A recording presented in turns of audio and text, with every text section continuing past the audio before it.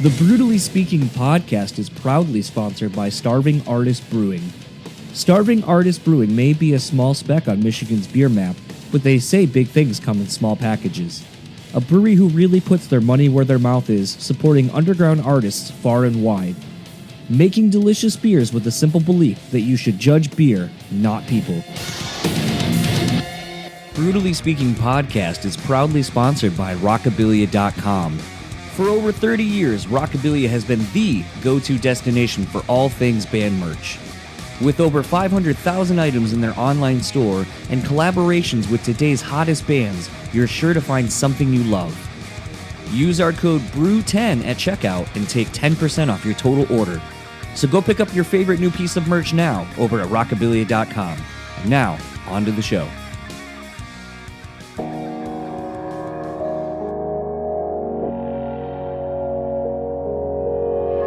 Say you have to have a lot of passion for what you're doing. This rings true because it's so hard that if you don't, any rational person would give up. It's really hard, and you have to do it over a sustained period of time. So if you don't love it, and if you're not having fun doing it, you're gonna give up.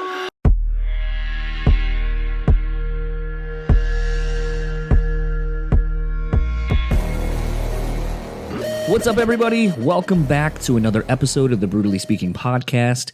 I am your host, John, and this episode's guest is Matt Young, vocalist of King Parrot.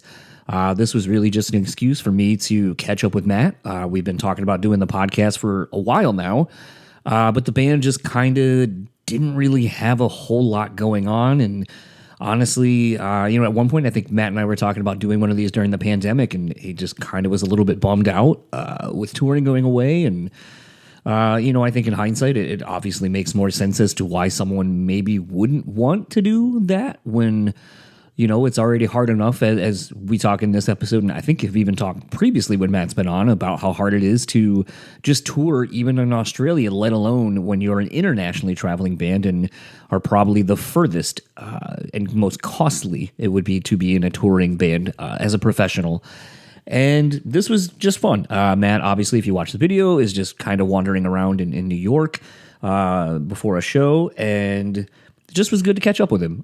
Matt's somebody, as I first got to know him when he played here in Grand Rapids, and housed him and the rest of the band here at my house with my now wife, and just got to kind of know the dudes a little bit more. They are a very, very interesting band, a collection of men, as it were. And I mean, you see them play, and they're very just unique personalities on stage performing for you. And then you kind of get to know them a little bit more behind closed doors, so to speak. And it just kind of showcases more who they are. I still think, and I want to have them on the podcast eventually, but their bass player, Slats, I remember seeing him on LinkedIn one day. Like, he came up on my Someone You May Know thing. And to see what that dude does in a professional setting, literally seeing him in like suits and ties and shit, and you're just like, yeah, wow, okay, like that is not necessarily the dude I thought you were, but I think just kind of goes to speak to, sometimes we don't really know who anyone is. And I don't mean that in a bad way. I kind of mean it like it's something I think a lot about, where there's the people we present to different people, but does anyone really know who we are? And I thought that was really kind of interesting thinking about it. But honestly, like I said, this is just kind of an excuse to chat with Matt and get to catch up with him. I'm going to stop kind of blabbing because it seems like some feedback I got from an episode last week in regards to the episode I put out with Danny Worsnop, is everyone was like, oh, I kind of like the shorter intro. So we're just going to get right into the conversation. So I'll talk to you on the other side of this. Talk to you then.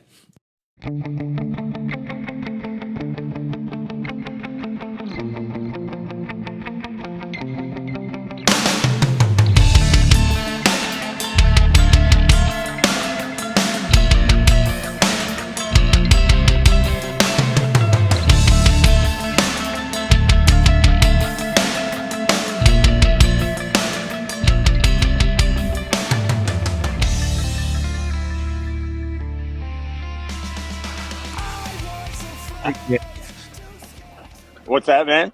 How's New York treating you? Oh yeah, good, man. Yeah, we just got in this morning, and it's great. Yeah, it's good to be back. It still smells the same, but That hasn't changed. I was gonna say I'm a little peeved. You guys aren't hopping on the Weedeater show here in Grand Rapids. You're gonna make me really determined if I feel like driving 5 fucking hours total, 6 actually, to come see you for like an hour and a half, 2 hours. Shit, man, I'm sorry. Like it's one of those ones that you know how it works. We don't really have any say on where we go. We just go. I wish more people probably would understand that, but because then I can't plead ignorance and be like, I didn't fucking know that. You personally choose the venues and cities you play in. It's your fault. Yeah, right. Yeah. Exactly, man. Yeah, you can blame me personally. You can slap me the next time you see me. I gotta say, I was surprised to see you cut your hair for all things because you had been growing it out for so long. Yeah, you know what? I just got sick of it. It was kind of like a COVID thing. I kind of started growing it before then, and then during COVID, I was like, I'm just going to see how long it can grow. And then, I just think the maintenance of having long hair, it's just like, it just falls out. I'm like, how can this much hair fall out, and I've still got all this fucking hair?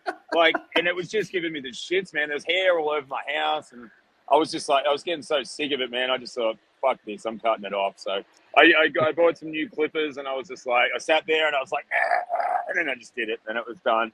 And it actually feels so much easier. I tried it, I did it, I did it for a couple of years. It's done now. I'm over it. I was gonna say, it definitely made your family man look very complete with hair, all nice and your button-up shirts and all that, and now you look the raging gentleman I know you to be from when I first met you. Well, had to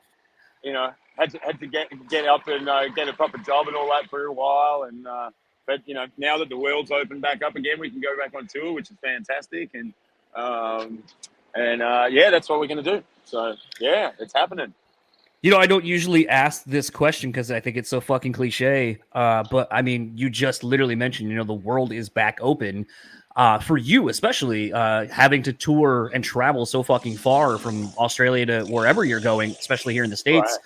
How has touring been for you? Because I feel like it has been probably since the tour that, we first met on, since you've been back here in the States, I believe. So it's been like 6 or 7 years. Well, I think the last tour we did here was 2018, like towards the end of 2018. And then I think we did, I don't know. It was like 4 or 5 years ago. And, and we were kind of gearing up to do a new record, and then the whole COVID thing happened, and because we kind of all don't live in the same part of Australia, we everything just kind of got put on ice. And I guess since things are kind of opened back up in Australia a little bit, we've been touring a lot over there and doing just doing that, look, here we go, here he is. Yeah. We're getting coffee. So we've been doing a lot of like weekenders and stuff like that. We did a tour with Unearth earlier in the year, which was fantastic. And we've been, like traveling around to the regional areas in Australia, which we always like do. And then, like this opportunity came up, and we got offered to play some shows with Pantera, obviously, and Weedeater, and do some stuff over here. So it was a no-brainer. It's like, let's get back over there. So now that we can do it, man, we'll be back more often for sure. I gotta say, and this also isn't something I typically do, where I almost said ingest, that's the wrong word, where I engage in troll-like behavior. I wasn't going to mention the person's name, but fuck it, I will. So I saw on, I believe it was Phil's Instagram page, he had posted something about child bite, label mates and homies between myself and you especially. And Davey Suicide, of all fucking people, commented fucking Bions or something like that. And I was like, dude, you're an idiot. If you think that all these housecore bands bought onto the Pantera tour, like, I'm not shitting on any of those bands, but they clearly would not have the money to buy onto those fucking tours. Like, you of all people, Mr. Bion, would know how much it costs to buy onto tours. Like, Jesus Christ. Wow. But I thought, like, what a shit person to make that comment. But who is that guy again? Who is that guy? Like, what band is he from? He's in his own band, Davey Suicide, and I don't feel bad talking shit. Like, and he can come on or correct me if he wants to. But I know personally from people who have done tours with him that he buys onto a lot of the tours he does if he's not Right. headlining. So I was like, what a fucking asshole for saying that when you do that exact same thing. Sounds like you're fucking jealous. Yeah, I've heard of the guy's name. I can't say that I know who he is, but I've heard of his name or whatever. But yeah, it sounds like a douche. But anyway, whatever. Yeah, he's a twat. Yeah, I mean, and it's not necessary. I mean, like I think early on, when the whole Pantera thing was like getting announced or whatever, it was, just talking to Philip and Kate and the housecore people, and that they were kind of, just wanted to like try and, put some of their, like, using their own words, it's like they wanted to put some of their own blood on the shows, So obviously they got Lamb of God, who were a great band in their own right, and supporting and all of that sort of stuff, and like probably there's no better band really than Lamb of God to tip the hat to Pantera, and then I think Philip's always sort of championed the bands on housecore and the underground scene in particular, so 100%. it's great for us to be able to have that opportunity. Like, we're going to play in front of more people on one of those Pantera shows than we'll probably play in front of on the whole tour, So it's a great experience for us to just be able to do it and just have fun and hang out with our friends and do something that's larger than life. It's incredible to see how it's been going for them. We're really happy for them, and just great to be part of it in some small way for us too. This might be a really weird question, but it's something I think about when I see shows of differing sizes and levels and so forth, and wondering, you as the artist playing these different size shows, how do you approach like an arena show or like a stadium show like that? How, like, because I feel like the thing that is what makes a band like you or like a Childbite or whatever is the intimacy of being up close and no barricades and just kind of seeing and being in a part of it so intimately and like so close, that I wonder if it makes you approach it so differently to kind of try to give it that same feel and that same energy.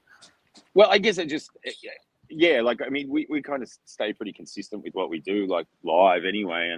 And we're always been a high energy band, and we feed off the audience, and the opportunities that we've had when we've played those sort of bigger shows previously, like, Soundwave in Australia and Download Festival. And we've done a couple other bigger things overseas as well. And, like when we have the opportunity, I think I'm not just speaking for King Parrot, but I think what we do actually translates okay to those bigger stages.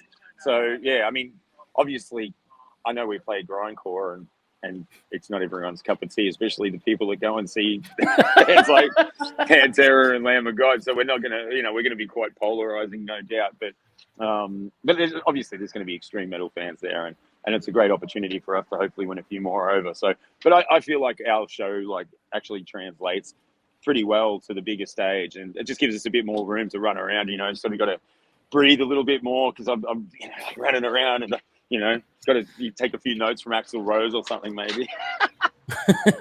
Just eat and get fat.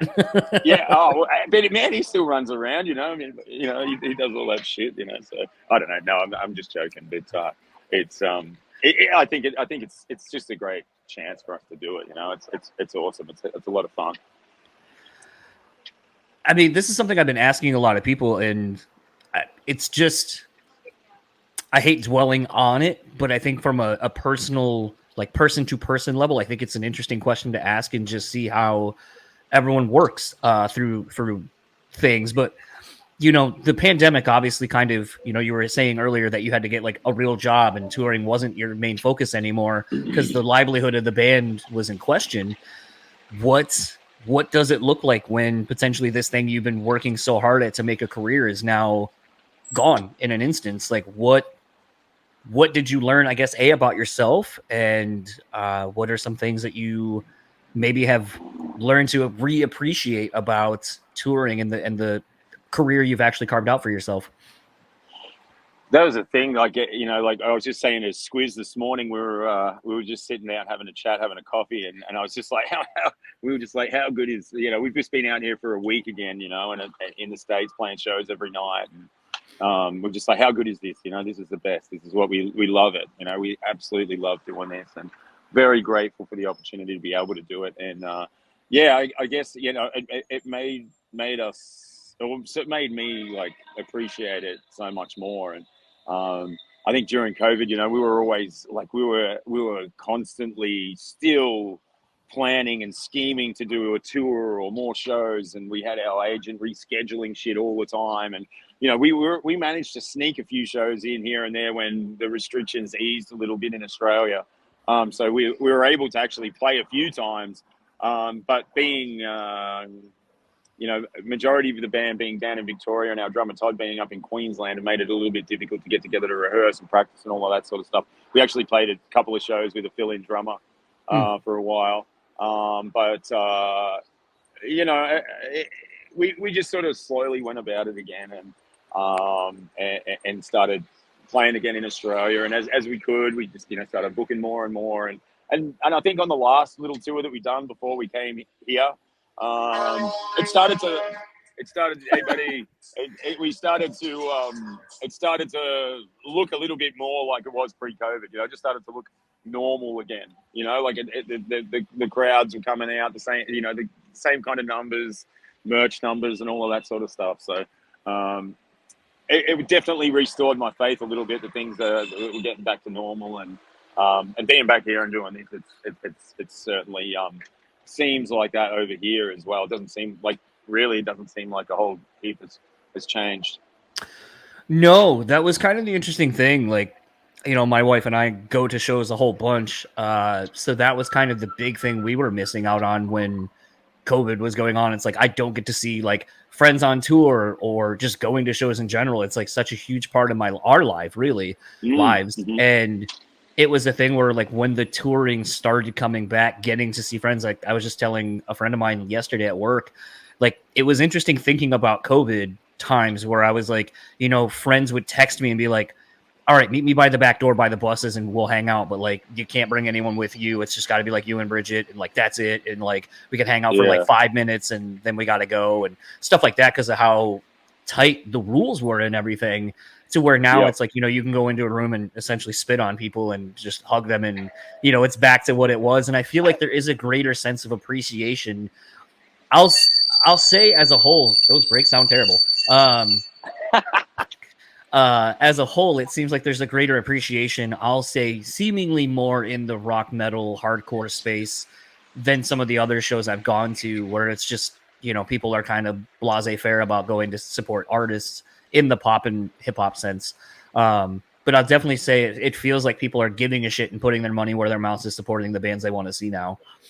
Yeah, I can see that happening too, man. It's actually been yeah, well, not only touring in Australia on the last little run that we did, like it was 9 or 10 shows or something, but yeah, over here too, it seems like, you know, people are coming out in force. They're buying the merch. They're supporting as hard as they can. You know, it's been really encouraging. So yeah, it's great. It's yeah, restored the faith a bit. You know. I want to be mindful of time. Do you have another one at 1:30? I can't recall. Okay. I can't recall, no, but you keep going, man. It's all good. Okay. All right. I just didn't want to, like, because we have 5 minutes if that was the case. So I didn't want to take more time if you have someone coming right behind me.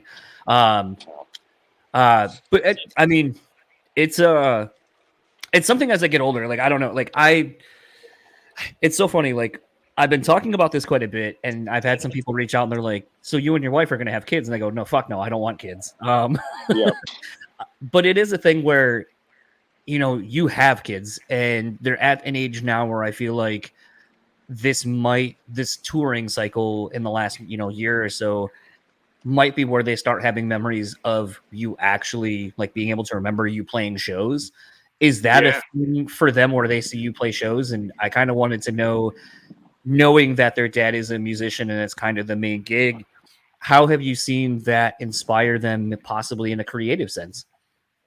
Well, you know, you can only hope, right? And yeah, it's well, I guess my philosophy, for lack of a better term, on that is that, you know, obviously what we're doing is very niche, but we love it, and we love what we do, and we're committed to doing what we do. So hopefully it just inspires them to be able to, you know, to follow their dreams and do what they want to do, and they've got an example of that in their life. You know? So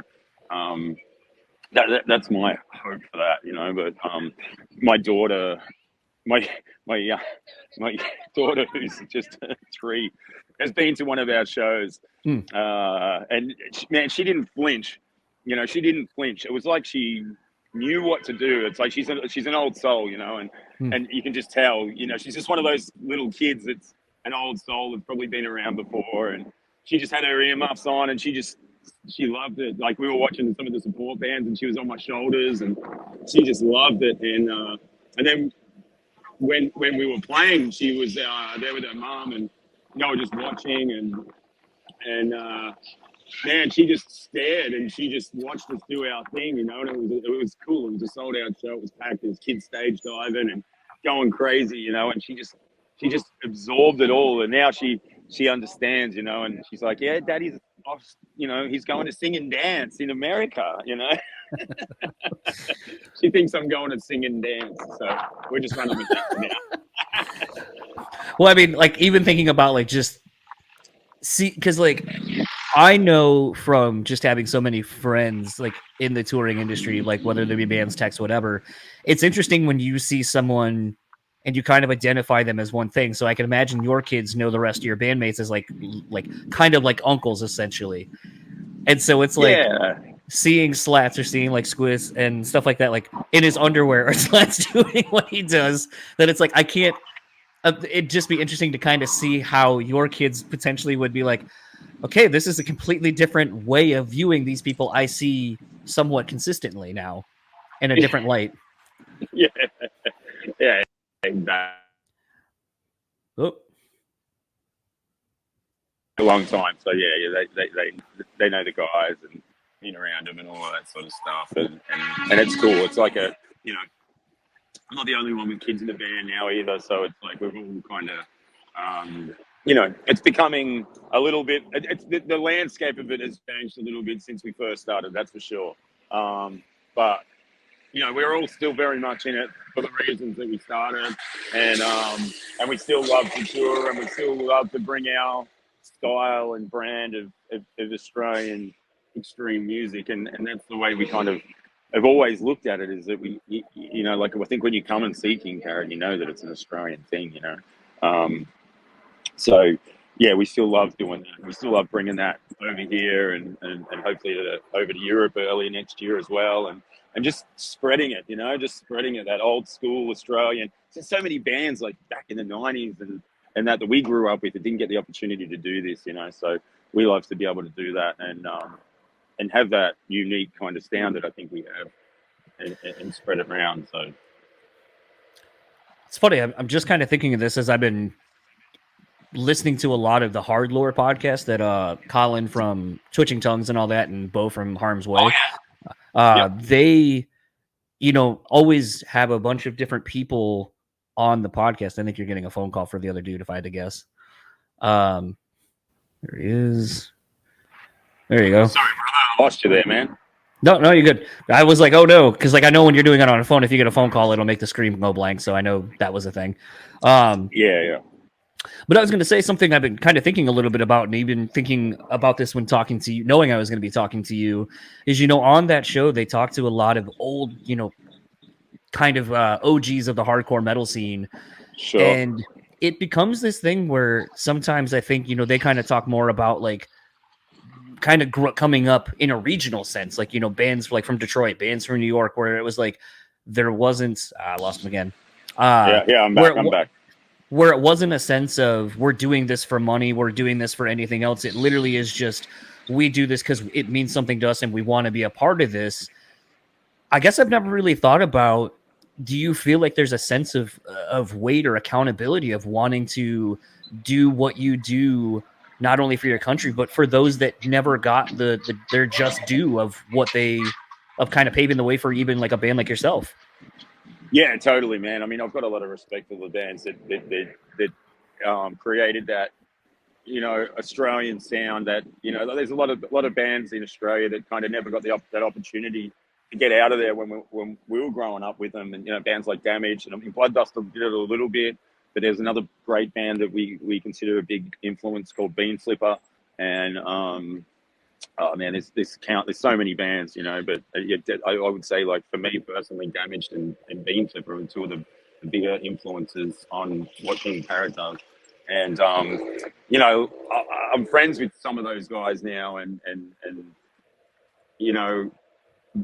it's nice to be able to do it and have them support us as well and be behind it and get right behind it. Even the dudes from like a band like Sadistic Execution, who were like kind of legendary and seen as an influence to the Norwegian black metal scene. Those guys are wearing Sadistic Execution t-shirts. They're dudes from fucking Sydney. And I love championing bands like that and they support us too, and it's fucking great. It's a small scene, the extreme metal scene in Australia, and we all get behind each other and support. So that's really cool.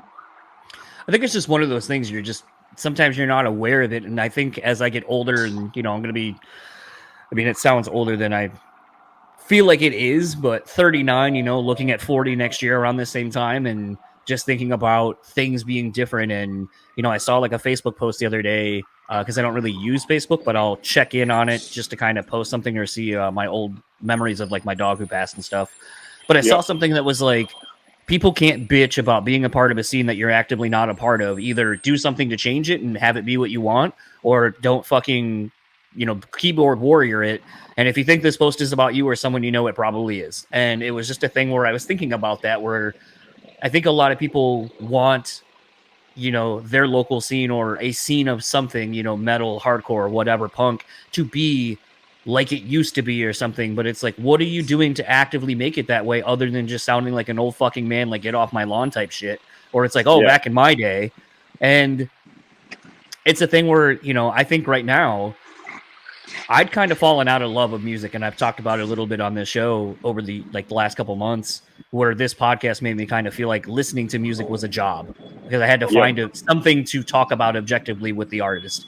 And so I stopped listening to music, and then because I just fell out of love of listening to it. It felt like a job, to where now when I listen to it, it's like right before you hopped on, I was watching some Slaughter to Prevail from when they were playing Incarceration. And it's like, there's so many good bands right now that are younger, quote unquote younger, and the old band's still fucking doing it. Pantera is out, Lamb of God's arguably one of the biggest bands right now touring, and is a thing to me where there's so many great bands, new and old, that should have you excited if you're a fan of this genre and this scene.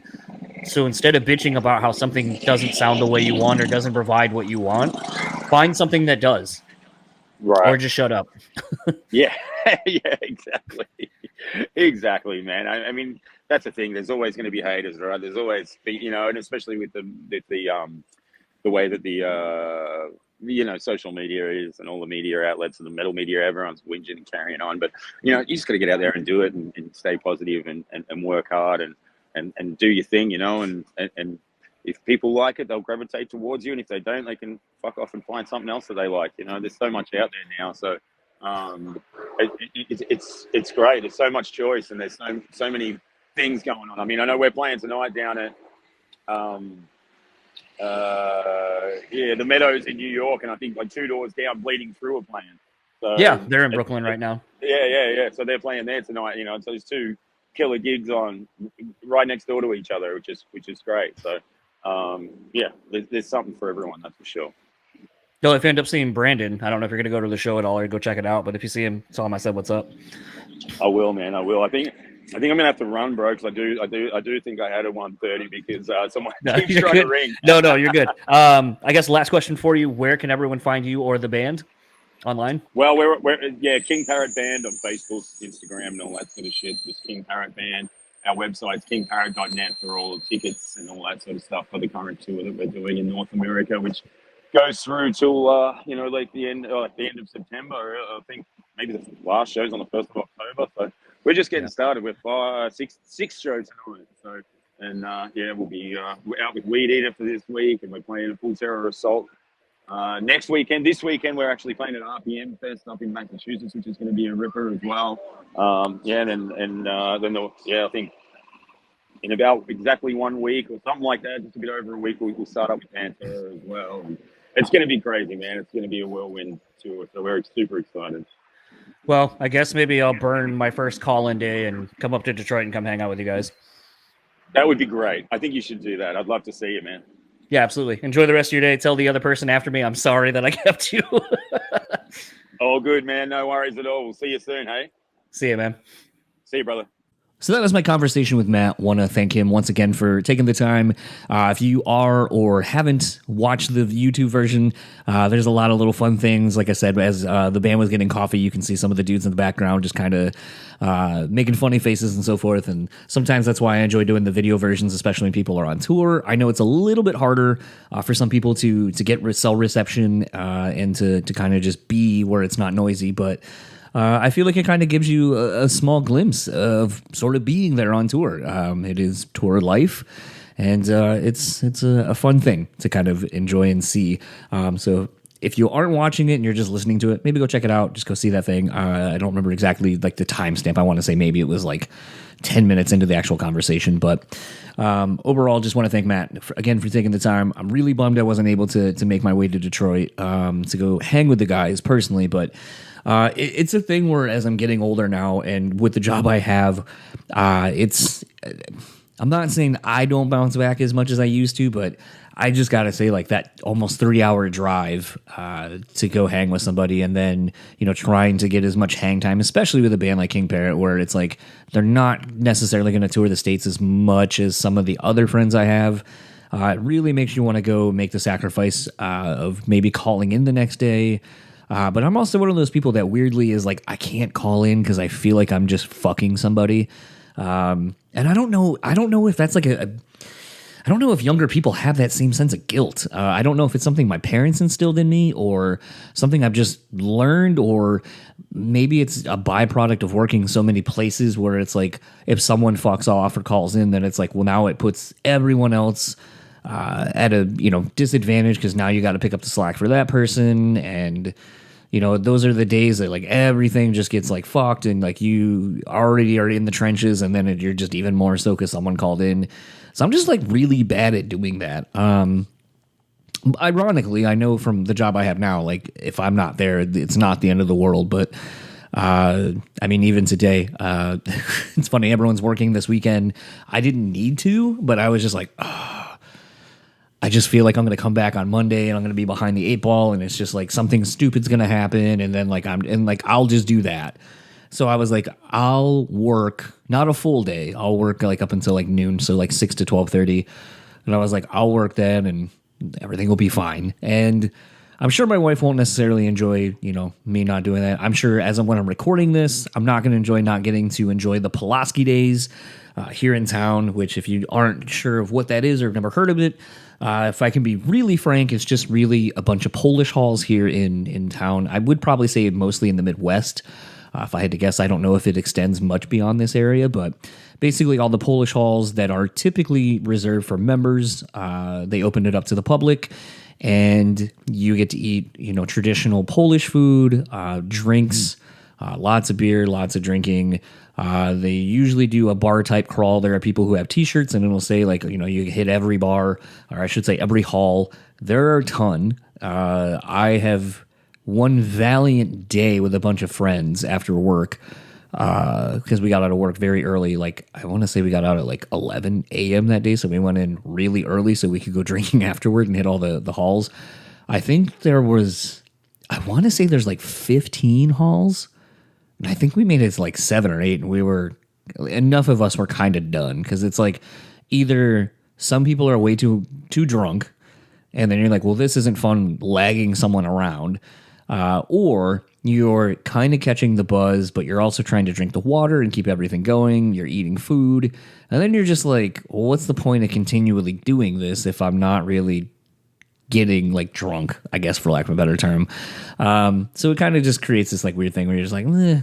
So tomorrow, that is what I'll be doing. I'll be meeting up with my wife and some friends, going around to some of the halls, enjoying some traditional music, and just enjoying it. It's one of the things that we look forward to a lot here in town every year. It's kind of like the first like fall thing you do when the season changes. So it's always kind of fun. So I would be interested. What are some things that you guys do wherever you live? There are maybe traditions surrounding different events or whatever. Like we just had Oktoberfest around here too.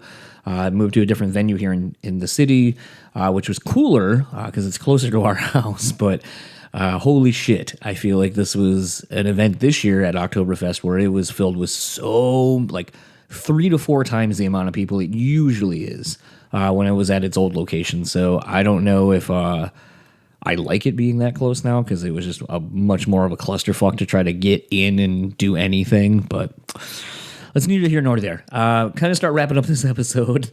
If you would like to keep up with King Parrot, you can find them on Facebook, Instagram, and Twitter at King Parrot Band. If you would like to just go to their website, it is kingparrot.net. If you would like to keep up with Matt, you can find him on Instagram at Young Gun and Twitter at Young Gun 1. That's WON. All of this information is in the show notes, so if you're unsure how to spell something, just go there. If you would like to keep up with the podcast, you can find us at Speak Pod on pretty much any major platform. I guess I'm not on Threads technically. It's weird. Threads has been popping up now on my Instagram thing, and I'm like, I fucking don't like this. Like what? Like it almost the way it pops up, it almost makes it seem like it's a someone using like an image as their like with like their text notes or whatever as their status. And then I realized like when I go to like click on it or like see some comments or whatever, I realize it's Threads, and I'm like, oh, I don't fuck with this part of it. And so it just gets kind of weird how when there's a new thing on an app or on social media, how you might be like, I'm not doing that. And then they just integrate it in anyway. And you're like, I don't care. Like, don't force me to do this thing that I didn't want to. Like if I don't sign up for something, literally I don't want to see it. So all that to say, like I guess on some things like TikTok, I'm not on that. Or I guess there is an account, but I don't use it. Threads, not on that. Eventually, as these things go away, I'm just not going to be on them. So it's whatever. I'm just old and don't care. Rate, review, subscribe, whatever you can do in that capacity on whatever it is you're listening to this on. Greatly appreciated. Recommending this to a friend always is helpful as well. That's how this show grows. I pretty much am DIY organic as it can get. I do not dump any money into advertisements or any of those kind of things. So maybe that's my fault or my problem. I don't know. But there is something to be said about the people that enjoy this show, that do talk about the show, that reach out to me. I know it's 100% organic. It's not bought. It's not fake. And that's something that I strive to do with the show, is to be 100% authentic and transparent with a lot of things. So if you've been listening for a while, thank you. If you've reached out, thank you. If you want to reach out, go ahead. And I also want to thank our awesome sponsors, rockabilia.com. Don't forget to use our code BREWtally at checkout and take 10% off your total purchase order. Once again, it was great going to hang out with Frankie up in Milwaukee for that Chae Memphis Mayfire show. Love hanging out with that dude. And we always just get into like some really interesting conversations. I almost want to have him back on again and just shoot the shit. Although some of the things we talk about probably shouldn't be discussed on a recording. Good, bad, or indifferent, but I love hanging out with that dude. I love talking with him, just picking his brain, and it's a good dude, good people over there. So go on over there, support them for supporting us. Also, Starving Artist Brewery. I believe they are shutting down for the year because the operation they have is outdoors mainly. So obviously here in Michigan, can't really do that in the snow. So I think they are kind of winding down their season, but I need to reach out to Andrew and try to get this beer idea rolling. I have another idea too with another person I was just kind of linked to, so maybe more on that front soonish. Maybe, I don't know. I need to get off my ass and go make some stuff happen. But love those dudes and gals for helping me and supporting the show, and us supporting them as well as you supporting them as well. Go do what you can. And for the Brewtally Speaking podcast, I am John, and I will talk to you all next week, where I got to sit down with Chris Beatty of Hatebreed while they were here in town. That was rad. Real quick chat, but enjoyed it nonetheless. So I will see you all next week, and I'll talk to you then.